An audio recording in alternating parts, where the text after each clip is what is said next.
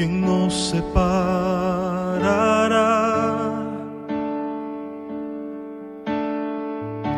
¿Quién nos separará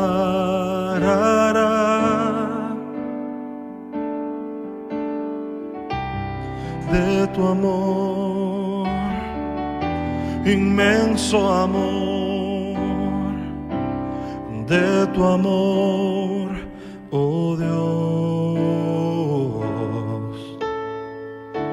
¿Quién nos separará?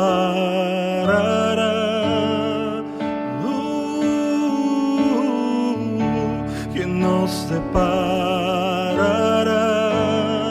Nadie de tu amor, inmenso amor, de tu amor, oh Dios. Ni la vida, ni la muerte, ni lo alto, lo profundo, ni los ángeles, ni principados, ni ninguna cosa creada no nos podrá separar de tu inmenso amor.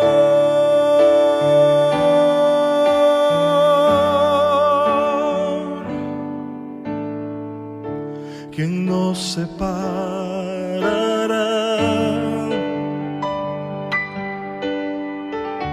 ¿Quién nos separará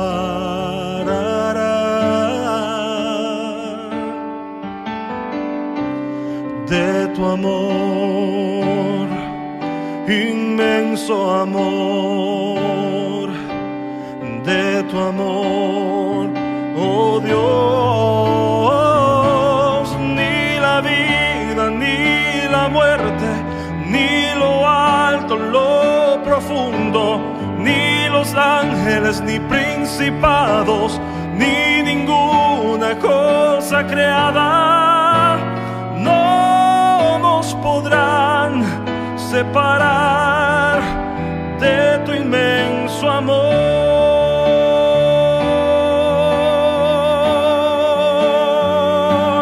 Ni la vida, ni la muerte, ni lo alto, lo profundo, ni los ángeles, ni principados, ni ninguna cosa creada no nos podrán separar de tu inmenso amor,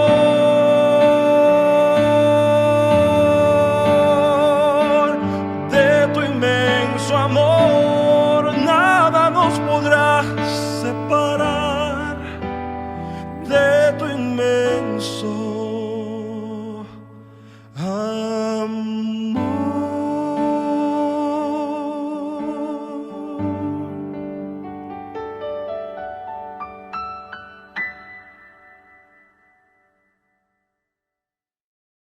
Buen día, queridos hermanos. Dios los guarde mucho. Cerrando ya esta semana, este día sábado, creo que definitivamente, y estará de acuerdo conmigo, hemos tenido una semana muy bendecida realmente, porque Dios a través de este tema ha vuelto a darnos seguridad para el presente y esperanza para el futuro. Espero que haya sido así en su corazón. Quisiera junto a ustedes redondear todo este tema con una pregunta que estuvo en mente desde el inicio de la semana, pero que preferí dejarla para cerrar la semana. Y la pregunta precisamente es: ¿cómo veía Jesús la muerte? ¿Cómo veía Jesús la muerte? Porque si podemos comprender esto, entonces podremos enfrentarla mirándola como nuestro Señor Jesucristo la miraba. ¿Y cómo logramos ver a la muerte desde la perspectiva de Cristo? Bueno, hay una porción en la Biblia que nos describe la muerte de alguien muy estimado por nuestro Señor Jesucristo, y es tal vez uno de los textos bíblicos más conocidos. Es la famosa muerte y resurrección de este hombre que se llamó Lázaro. ¿Lo recuerda? En el Evangelio de Juan, capítulo 11, nos describe este precioso relato bíblico acerca de esta muerte y resurrección. A través de ese relato podemos ver la manera en que nuestro Señor Jesucristo veía la muerte, y en función de esa perspectiva la enfrentó muchas veces. Entonces, ¿cómo veía Jesús a la muerte y cómo debemos verla nosotros? ¿Cómo nos ayuda a nosotros la forma en que Cristo vio la muerte y nosotros podamos enfrentarla igual. Bueno, en primer lugar, tome en cuenta lo siguiente. La muerte es la experiencia natural de todo ser humano. De todo ser humano. En este relato de Juan capítulo 11, como le decía, donde está descrita la experiencia de nuestro Señor Jesucristo que tuvo con este hombre Lázaro. Si tiene usted su Biblia ahí, por favor, ubíquese en este evangelio para que juntos podamos viajar a través de este evangelio y podamos entender mucho mejor cómo Cristo enfrentó la muerte. En el versículo 6, después de enterarse que Jesús está a unos 3 días aproximadamente de distancia de donde habitaba Lázaro, el hogar de Lázaro, y donde había muerto, que era Betania. Pero Jesús no estaba en Betania, Él estaba en otra ciudad, al otro lado del Jordán, a 3 días de Betania aproximadamente. Y cuando Él se entera que Lázaro estaba muerto, dice en el versículo 6, cuando oyó pues que estaba enfermo, se quedó 2 días más en el lugar donde estaba. Todavía en ese momento Lázaro no había fallecido. Le mandan a avisar que estaba gravemente enfermo. Y cuando Jesús se entera de esto, se queda 2 días más en ese lugar. Escuche, Jesús no necesitaba apurarse para tratar de impedir que Lázaro muriera. Así que, sabiendo el desenlace que iba a tener la enfermedad de Lázaro, porque Jesús es Dios y sabía lo que iba a ocurrir, sabía que Lázaro iba a morir, Jesús se quedó 2 días más en aquella aldea. Claro que leemos que cuando se enteró de esto, les dice a sus discípulos, si usted lee ahí en el versículo 4, dice, esta enfermedad no es para muerte, les dijo, sino para la gloria de Dios. Es decir, había propósitos que Jesús iba a cumplir con esa muerte, para que el Hijo de Dios sea glorificado por ella, les dijo. Sin embargo, Jesús dejó que pasaran los días, sin salir corriendo para atender el llamado de las hermanas de Lázaro. Creo, mis queridos oyentes, para ellas, para estas mujeres, Marta y María, y para nosotros, es necesario ver esto o leer esto en este evangelio para que podamos comprender que la muerte es una experiencia que todo ser humano tendrá.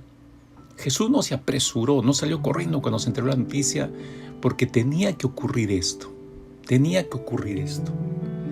Entonces, como dice el texto del libro de los Hebreos, y leo textualmente del libro de los Hebreos capítulo 9, versículo 27, dice allí que de la manera que está establecido para los hombres que mueran una sola vez y después de esto el juicio. Establecido que los hombres muramos una sola vez. Hombres y mujeres, obviamente. Por más duro y doloroso que sea para nosotros aceptar, asimilar esta experiencia, lo cierto es que la muerte es la experiencia natural de todo ser humano. Está establecido para todos los seres humanos que muramos. Así dicen las Escrituras. Jesús vio así la muerte como la experiencia natural de todo ser humano.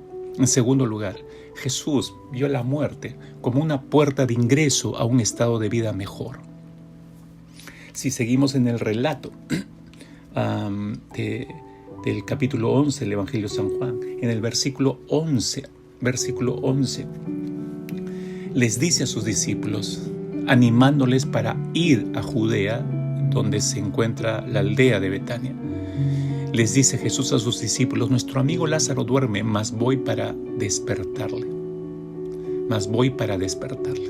Y el apóstol Juan, quien escribe esto, recuerda que cuando le oyeron decir esto a Jesús, ninguno de ellos pensó que Lázaro ya había muerto. Es por eso que de manera natural le responden a Jesús y le dicen ahí en el versículo 12, Señor, si duerme, sanará. Entonces nuestro Señor les deja en claro lo que Él quiso decir. En el verso 14 le dice, no, escúcheme, les dice, Lázaro ha muerto. Lo que quiero decir es que Lázaro ha muerto. Observe cómo llama nuestro Señor a la experiencia de la muerte. Dormir, no dice Lázaro muerto, dice Lázaro duerme. Eso significa que la muerte no es aniquilación total. Escúchenme, la muerte no es aniquilación total, no es desaparición total o desintegración del ser humano, del cuerpo me refiero, o esfumarse en la nada. Si fuera así, entonces la vida no tendría sentido y Dios no sería justo. Jesús le llama dormir. ¿Por qué? Porque todos estaremos esperando la llamada final del Señor y todos resucitaremos para vida eterna. Gente que vivió en la voluntad del Señor y gente que no quiso aceptar la voluntad de Dios. En el Evangelio de Juan, en este mismo Evangelio, si usted retrocede hasta el capítulo 5, Jesús está diciendo lo siguiente, en el versículo 28 y 29 de este capítulo 5, dice: no os admiréis de esto, porque viene la hora en que todos los que están en los sepulcros oirán su voz y saldrán. Los que hicieron lo bueno a resurrección de vida, y los que practicaron lo malo a resurrección de juicio. El día de ayer expliqué esto acerca de lo que es resurrección para vida y lo que es resurrección para juicio. El juicio ante el gran trono blanco y el juicio ante el tribunal de Cristo. Pero hay una resurrección, hay una llamada para que ocurra esto. En el libro de Daniel, el profeta antiguo testamentario, en el capítulo 12, versículo 2, dice: y muchos de los que duermen en el polvo de la tierra serán despertados. Mire, usa el mismo término que usó Jesús. Muchos de los que duermen, es decir, los que están muertos en el polvo de la tierra, dice, serán despertados. Unos para vida eterna y otros para vergüenza y confusión perpetua. La muerte es la puerta de ingreso a un estado de vida, para algunos mejor y para otros peor, diría yo. Pero en tercer lugar, así veía la muerte del Señor Jesucristo.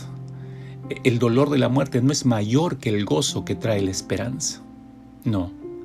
En el versículo 20 de este relato de Juan, si regresamos al Evangelio de Juan, versículo 20, hacia adelante, cuando Jesús está llegando a la aldea de Betania, versículo 20 dice: entonces Marta, cuando oyó que Jesús venía, salió a encontrarle, pero María se quedó en casa.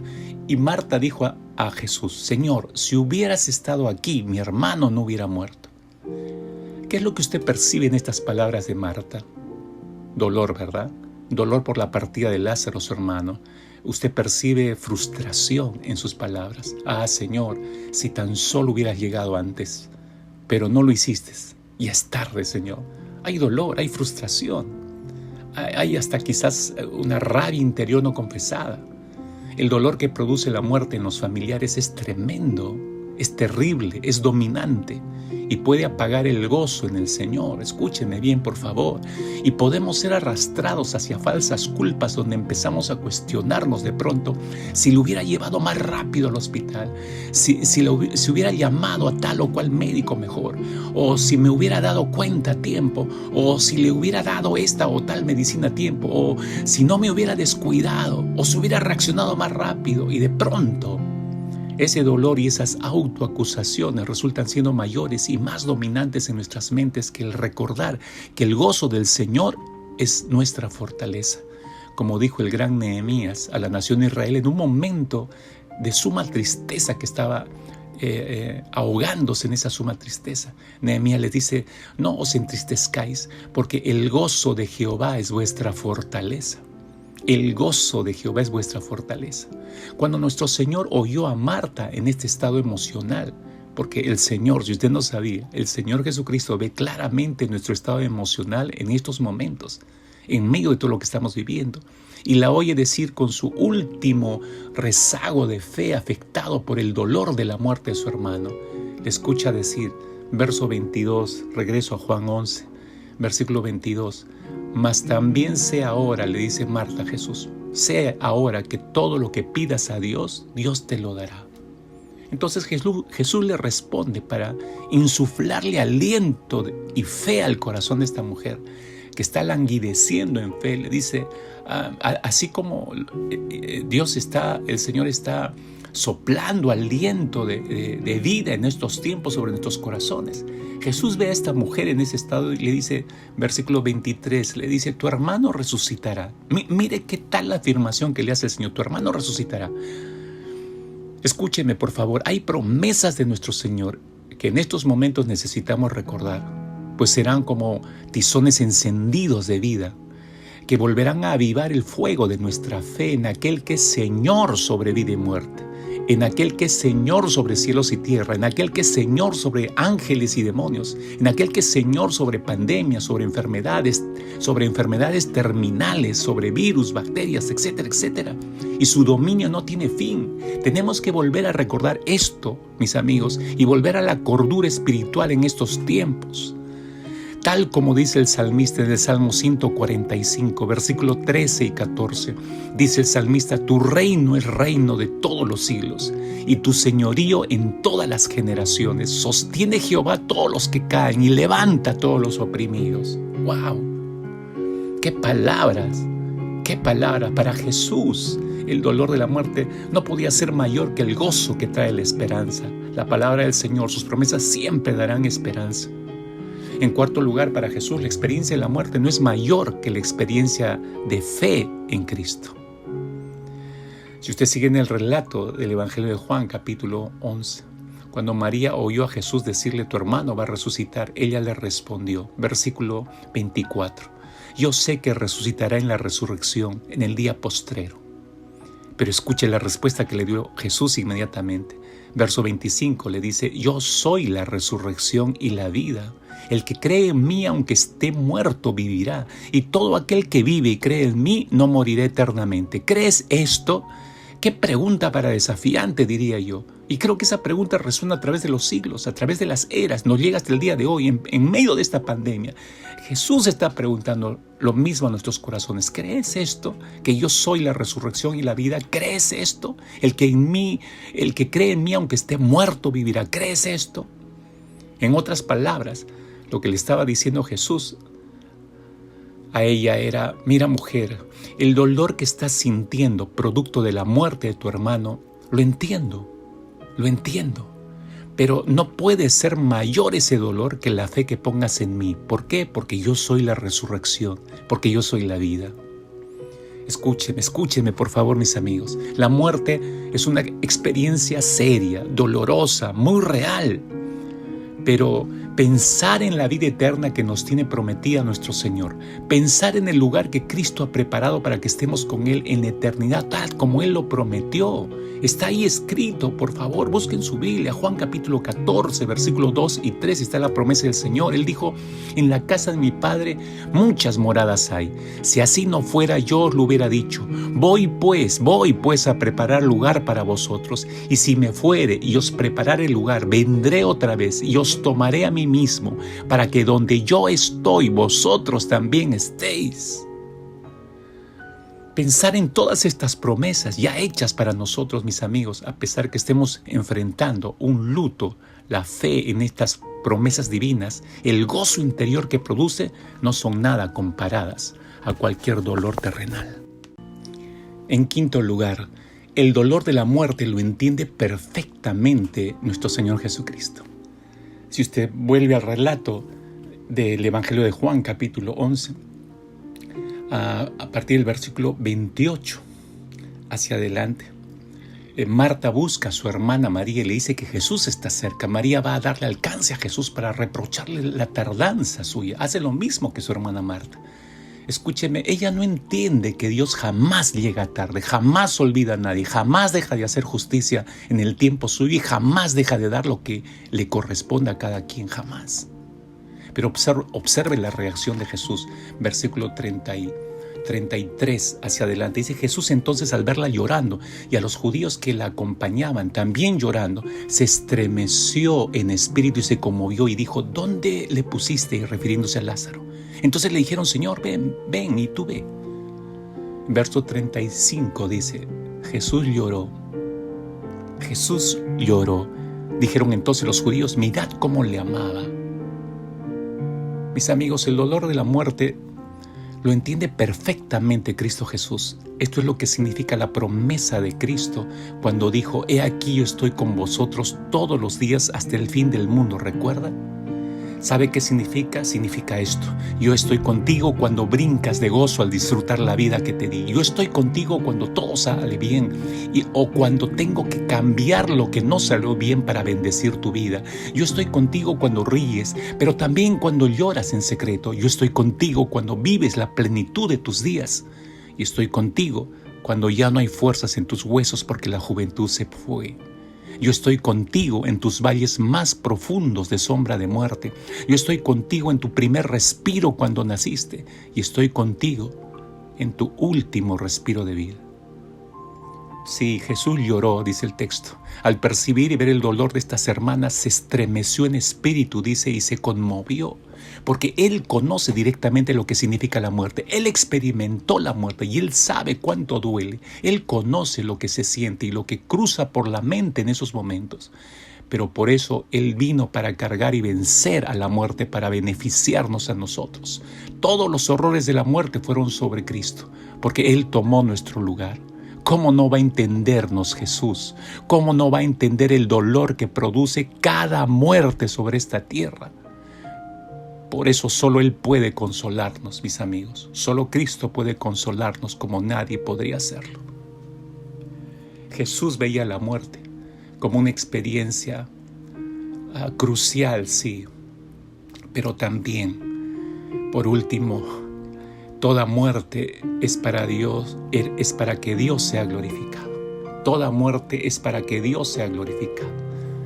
Versículo 38 de esta narrativa. Jesús, profundamente conmovido, se acerca a la tumba de Lázaro, ¿no? Y hace que quiten la piedra. Y es sumamente interesante el hecho de que tratan de convencerlo que no hay nada que hacer. Ya han pasado 4 días, pero Él manda que quiten la piedra. Y después de elevar una breve oración diciendo: Padre, gracias te doy por haberme oído. Yo sabía que siempre me oyes, pero lo dije por causa de la multitud que estaba alrededor, para que crean que tú me has enviado. Entonces escuchó la orden: Lázaro, ven fuera. Y dice el versículo 44 que el que había muerto salió atada las manos y los pies con vendas y el rostro envuelto en un sudario. Jesús dijo: desatadle y dejarle ir. Toda muerte es para que Dios sea exaltado. Los que han muerto negando a Dios o viviendo para su propia gloria de manera egoísta y pecaminosa morirán y resucitarán al llamado del Señor y tendrán que compadecer ante el juicio, ante el gran trono blanco, y allí sabrán que Dios no solo existe, sino que es Dios y justo Dios, que Él da a cada quien lo que le corresponde y que a cada una de esas personas Cristo les dio testimonio a través de su palabra en algún momento de su vida, de su condición de pecado, pero ellos no se arrepintieron. Entonces no fueron salvos, entonces no fueron herederos de la vida eterna ni del reino de Dios. Es decir, tuvieron su oportunidad de decidir, pero decidieron mal, por eso merecen ir al infierno. Ese juicio será un juicio justo para la gloria de Dios. Sin embargo, también los creyentes deberemos resucitar para que compadezcamos ante el gran tribunal de Cristo. También seremos juzgados por el tipo de cristianismo que vivimos aquí en la tierra y recibiremos su justa recompensa. Y ese juicio también será para la gloria de Dios, como dice el apóstol Pablo, para que en el nombre de Jesús se doble toda rodilla de los que están en los cielos y en la tierra y debajo de la tierra, y toda lengua confiese que Jesucristo es el Señor, para gloria de Dios Padre. Así veía la muerte el Señor Jesús, pero también la veía como una experiencia donde los que mueren en Cristo habitarán con Dios eternamente. Y déjeme terminar de esta manera. Lázaro, escuche, Lázaro, a pesar que resucitó, pasado el tiempo, tuvo que volver a experimentar la muerte. Si para Lázaro fue un gozo extendido, una gracia de Dios el poder disfrutar un tiempo más con su familia, un tiempo más aquí en la tierra, pero ese gozo no era nada comparado con el que le esperaba en la eternidad. No solo para Lázaro, sino también para todos los que mueren en Cristo Jesús. Y esta es una promesa, una descripción preciosa, diría yo, del apóstol Juan en el último libro del Nuevo Testamento, el libro de Apocalipsis o Revelación, capítulo 21. Déjeme darle un vistazo antes de terminar esta reflexión y esta meditación. Déjeme darle un vistazo de lo que nos espera con el Señor. Los que mueren en Cristo habitarán con Dios eternamente. Allí en el capítulo 21 se describe cómo Juan ve un nuevo cielo y una nueva tierra, porque el primer cielo, la primera tierra pasaron y el mar ya no existía más, dice el versículo 1. Es decir, todo esto donde estamos viviendo, esta tierra pasará. Y dice el verso 2, y yo vi, Juan, la santa ciudad, la nueva Jerusalén, descender del cielo, dispuesta como una esposa ataviada para su marido. Dispuesta. Dice, oí una gran voz del cielo que decía, aquí el tabernáculo de Dios con los hombres, y Él, escuche esto, Él morará con ellos, y ellos serán su pueblo, y Dios mismo estará con ellos como su Dios. Enjugará Dios toda lágrima de los ojos de ellos, y ya no habrá muerte, ni habrá más llanto, ni clamor, ni dolor, porque las primeras cosas pasaron. Entonces, y él empieza a describir esa ciudad. Avanzo hasta el versículo 10 y dice: me llevó en el espíritu a un monte grande y alto y me mostró la gran ciudad santa de Jerusalén que descendía del cielo de Dios, teniendo la gloria de Dios. Versículo 12, tenía un muro grande y alto con 12 puertas. El material de su muro, dice el verso 18, era de jaspe, pero la ciudad era de oro puro, semejante al vidrio limpio. Y luego describe esas puertas, versículo 21, las 12 puertas eran 12 perlas, cada una de las puertas eran una perla, y la calle de la ciudad era de oro puro, transparente como vidrio. Ese será nuestro hogar celestial. Y dice el apóstol Juan, verso 22, no vi en ella templo, porque el Señor Dios Todopoderoso es el templo de ella y el Cordero. La ciudad no tiene necesidad de sol ni de luna que brillen en ella, porque la gloria de Dios la ilumina y el Cordero es su lumbrera. Y las naciones que hubieren sido salvas andarán a la luz de ella, y los reyes de la tierra traerán su gloria y honor a ella. Sus puertas nunca serán cerradas de día, pues allí no habrá noche. Y llevarán la gloria y la honra de las naciones a ella. No entrará en ella ninguna cosa inmunda o que hace abominación y mentira, sino solamente los que están inscritos en el libro de la vida del Cordero. Y termina así el libro de Apocalipsis, el apóstol Juan, en el capítulo 22, verso 20, diciendo: el que da testimonio de estas cosas dice: ciertamente vengo en breve. Esa es la voz del Señor Jesucristo. Ciertamente vengo en breve. Escúcheme, por favor. La experiencia de la muerte solo es la puerta de entrada a la presencia del Señor. ¿Para qué? Para verle cara a cara. Para por fin verle cara a cara.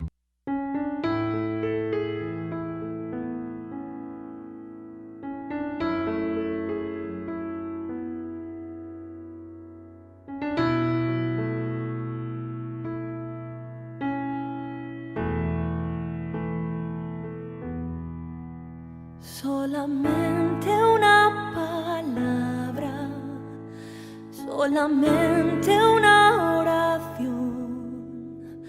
Cuando llegue a tu presencia, oh Señor, no me importa en qué lugar de la mesa me hagas sentar, o el color de mi corona, si la llego a ganar. Solamente una palabra, si es que aún me queda voz, y si logro articularla en tu presencia. No te quiero hacer preguntas, solo una petición. Y si puede ser a solas, mucho mejor. Solo déjame mirarte cara a cara y perderme como un niño en tu mirada, y que pase mucho tiempo y que nadie diga nada.